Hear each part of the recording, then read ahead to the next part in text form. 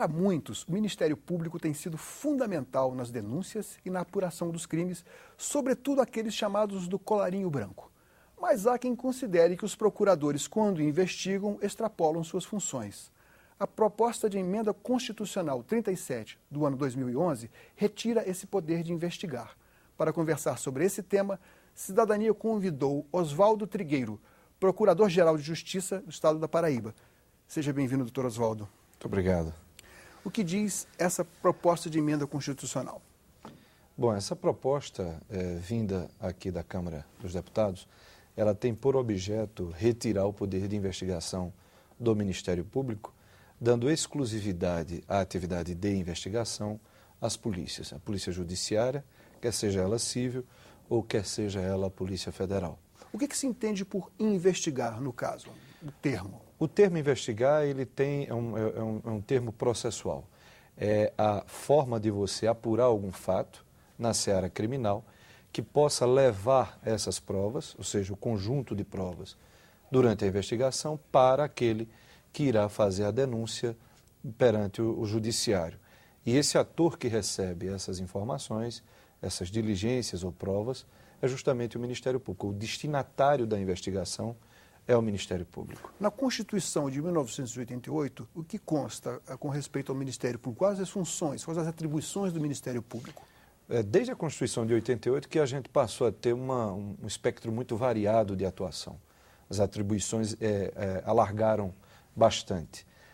A par disso, temos também, nessa linha de trabalho da instituição, a área civil, ou seja, nos foi dado o direito de apurar situações em defesa da cidadania, dos interesses difusos e coletivos. Então, isso, de fato, nos trouxe um avanço muito grande. Mas, ao lado disso, outras situações também se mostraram muito importantes. Por exemplo, a ideia do patrimônio público.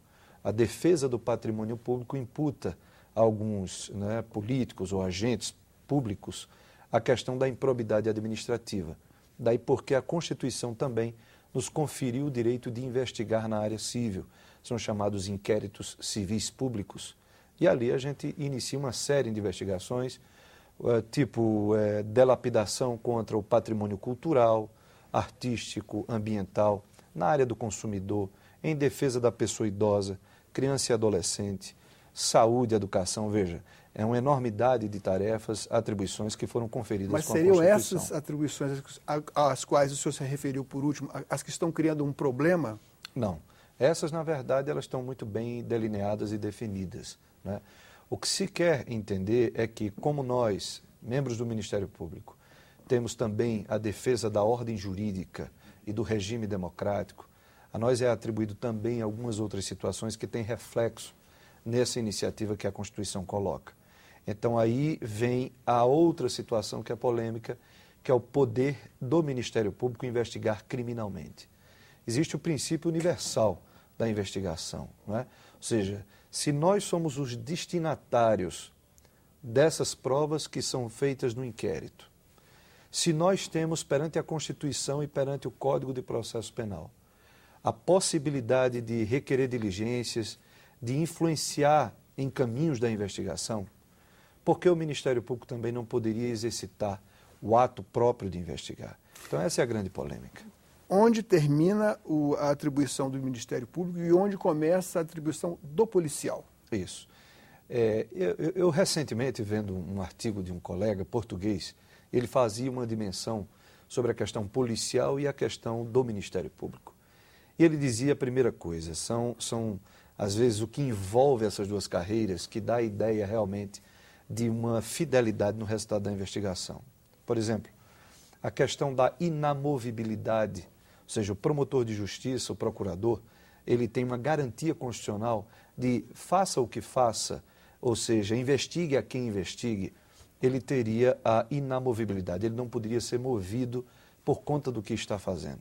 Já com a polícia, com a carreira policial, isso não existe. Se ele incomoda um gestor, se ele incomoda o executivo, ele facilmente pode ser deslocado e retirado. Ou seja, procurador de justiça tem uma prerrogativa e que ele não pode ser tocado. Isso. Ele não pode ser punido em função daquilo do seu ato de ofício, daquilo que ele faz no trabalho dele. E o policial não. O policial não. É esse tipo de punição que existiria. Porque no nosso caso nós temos as nossas corregedorias, né, que de fato agem disciplinarmente nos excessos praticados pelos membros. Mas o principal na tua pergunta, eu acho que é interessante esclarecer, principalmente a sociedade, é que a polícia ela tem a técnica, ela tem a tática. Isso é próprio do ambiente policial. Isso o Ministério Público não tem e nem tem pretensões de ter. Na verdade, nós temos expertise de trabalhar em situações mais complexas, como são desvio de verbas públicas, corrupção, colarinho branco, sonegação fiscal, crimes contra a administração pública, que pouco a gente vê no ambiente policial, principalmente no ambiente estadual. Eu faço uma metáfora. Será que o braço, que é a polícia, não estaria sendo incomodado pelo fato de estar sendo comandado por um cérebro que seria no caso o Ministério Público, ou por outro, e vice-versa? Será que o Ministério Público, em sendo o mentor, a parte cerebral, digamos assim, a parte mais pensante da coisa, não estaria querendo meter o braço na investigação, ser aquele braço atuante, e aí se mesclariam e se confundiriam as atribuições? Eu vejo por um outro ângulo. Eu acho que são atividades que se complementam. Eu acho que é uma simbiose muito interessante. Do ponto de vista da sociedade, eu considero que é frustrante ver que as duas instituições estão entrando em choque justamente quando estão chegando a público mais denúncias e apurações de crimes, sobretudo os colarinho branco. Eu acho realmente uma disputa pelo poder, uma disputa sem sentido para a sociedade. Eu diria até que há uma certa manipulação de opiniões e que fazem com que alguns setores desinformados entrem nessa onda de que, na verdade, há essa briga ou essa coisa muito aberta entre polícias. Eu digo... Um exemplo de manipulação, por favor. Eu digo assim, em vários estados, a gente observa que a relação entre polícia e Ministério Público é excelente. Não se faz nada se não for em conjunto. Na Paraíba, por exemplo? Na Paraíba, não tenha dúvida, as grandes operações, todas elas são em parceria com a Polícia Federal, com a Polícia Civil, e isso tem resultados práticos importantes. Agora, é evidente que existem segmentos que estão incomodados com isso. Ou seja, na hora que você pratica atos e denuncia determinadas situações, e só o que a gente tem para oferecer, vamos dizer, e nós somos esse braço do Estado, que pela Constituição tem o dever de entrar com um ato para ser apreciado pelo judiciário e vir uma punição, é evidente que se incomoda. Agora, eu concordo também de uma parte, porque existem os excessos. Daí porque uma vertente importantíssima que está se abrindo é justamente a avaliação pelo Supremo Tribunal Federal. Ou seja, pela linha da constitucionalidade, o próprio Supremo já entende que o Ministério Público pode e deve investigar. Mas em que circunstâncias ele deve investigar? E aí é o que o ministro Luiz Fux, Celso de Mello, Aires Brito, tem trazido a questão da modulação dessa investigação. São regramentos.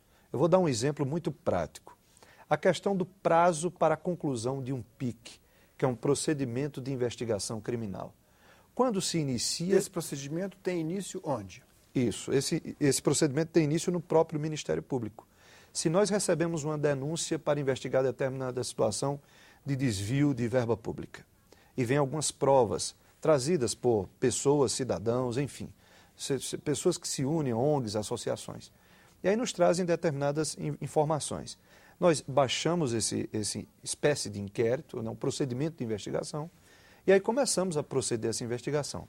Mas quais são as regras que delimitam esse poder de investigação? Ela está na lei? Não. Aí o grande problema. O que é a resolução 20 de 2007, que uma resolução do próprio Conselho Nacional do Ministério Público estabeleceu que incomoda tanto os policiais? Eu diria que é esse breve ou rápido regramento da nossa investigação. A resolução Porque parece 20... que aí fica estabelecida uma hierarquia, que ao Ministério Público caberia determinar o que a polícia faz. Não diria isso. Eu diria que ali ele coloca o que o Ministério Público deve fazer, quais as atividades que ele pode desenvolver enquanto investigador. Essa é a grande questão que, justamente, vamos ver, o segmento policial entende que é frágil. Uma mera resolução estabelecendo regras. E aí, volto mais uma vez ao Supremo, que ele coloca de forma muito interessante alguns pontos. Por exemplo, o prazo de conclusão desse procedimento criminal do Ministério Público. Segundo, a questão dos limites. Qual o objeto da investigação? Terceiro, se as partes que estão sendo investigadas são cientificadas, se podem apresentar defesa. Quarto, a questão dos tipos de crimes que a gente pode investigar. Será que tem que investigar tudo? Até porque legislações federais já nos colocam nessa posição.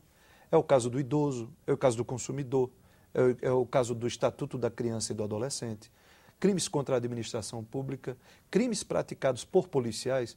Você já imaginou o policial investigando o seu próprio parceiro? A corporação ela tem essa característica e se não tem níveis de independência, o problema é muito sério. A gente tem tido vários problemas em corregedorias de polícia por este país que entendem que você, enquanto policial, ao praticar um crime comum, um homicídio ou uma lesão corporal, você primeiro tem que ser punido na esfera da justiça comum, para só depois o procedimento disciplinar de punição interna ser deflagrado. O que, veja, é uma total incoerência. Tem a parte administrativa e a parte criminal que poderiam. Então, existem problemas sérios nas corregedorias. Claro que a gente precisa entrar com a ideia de aperfeiçoamento da carreira da polícia, dos delegados. Mas, mais uma vez digo, ou seja, o Ministério Público, por esse princípio da universalização da investigação, ninguém quer deter o monopólio. Nós não temos interesse em investigar tudo e a todos. Mas é evidente que o Ministério Público hoje para a sociedade se caracteriza como aquela forma de garantia social. Tirar o poder de investigação do Ministério Público é tirar o poder da sociedade de ter mais um espaço de investigação e que tem dado resultados importantes. Mas até que ponto, à luz dos holofotes, aí eu vou criticar inclusive a imprensa. Eu acho que todo profissional, seja do Ministério Público, seja da polícia, tem direito até a ter uma carreira em ascensão, a ser reconhecido, mas parece que em alguns casos a vaidade conta mais e a divulgação de determinadas ações que seriam em si ações positivas do ponto de vista da sociedade, mas que isso é ultrapassado pelo desejo de ter os holofotes em cima, de aparecer. Isso pode ocorrer tanto com os procuradores como com os policiais? Não tenha dúvida, né? A gente vê isso não tem prejudicado algumas investigações? Muito, muito. Mas essas não são as regras. Essa é a exceção. Isso é importante que a gente fixe. Agora, o prejuízo é enorme, porque é a ideia do chamado pré-julgamento. Promotor de justiça ou procurador da República que vai a público e antecipa as coisas. E aí você sabe hoje o poder deslegitimador da justiça, da própria comunicação social. Ou seja, o poder que a televisão tem, hoje um âncora de uma grande televisão, aquilo que ele diz para a sociedade é verdade pura. E você sabe que aquilo pode realmente ter uma determinada situação que é irreal. Nem mesmo uma retratação no mesmo horário. Não tem mais o mesmo significado. No mesmo tempo. As pessoas não serão as mesmas que estarão assistindo, é evidente. Mas eu diria justamente isso, ou seja, não é pelo fato de poucos errarem que a gente deve retirar da sociedade mais essa garantia. Eu digo, para isso a gente precisa ter, e essa é a grande ideia do Conselho Nacional, é que a gente precisa ter um projeto de lei que possa regulamentar o poder de investigação do Ministério Público. Não é retirando que você vai melhorar a República. Pelo contrário, são pouquíssimos os exemplos que temos de inquéritos policiais, principalmente no ambiente dos estados, que investigam corrupção, que investigam desvio, Eu nunca vi no meu estado um inquérito policial perante a Polícia Civil que tenha por objeto crimes contra a administração pública. Então isso é um fato que a sociedade precisa entender, que não é retirar esse poder, mas é de bem regrar. Eu acho que o Supremo Tribunal Federal vem muito bem nessa linha de dizer, a instituição ela pode investigar, mas em que circunstâncias ela pode investigar? E aí delimita o controle judicial, os prazos de início, meio e fim de um procedimento criminal no Ministério Público, o objeto, a delimitação, até para que a defesa possa bem se colocar, a ampla defesa, estabelecer linhas de contraditório. Enfim, são discussões importantes que eu acho que a Casa Legislativa, o Senado e a Câmara dos Deputados terão um papel importantíssimo.